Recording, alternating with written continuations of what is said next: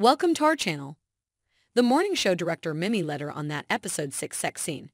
That's what love does, it makes you crazy. After being embroiled in constant scandal throughout the first 2 seasons, Alex Levy, Jennifer Aniston, has spent season 3 of the morning show on a moral high ground. From blowing off a glitzy broadcast from outer space in order to report on abortion rights in Texas to helping Chris Nickel Beharry stand up to the racism of network board president Sybil Holland Taylor. But then Paul Marks happens.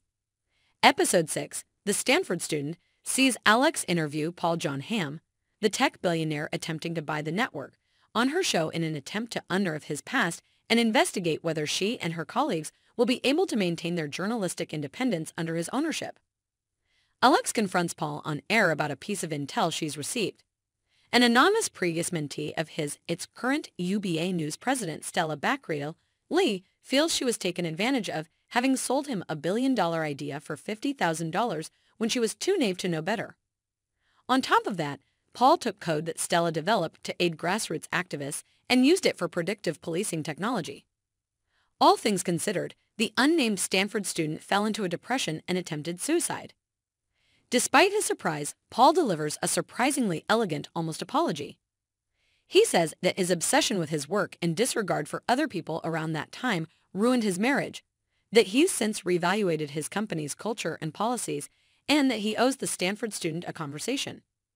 It's all Alex needs to hear to bury her suspicions about him, and the sexual tension that's been building all season finally erupts.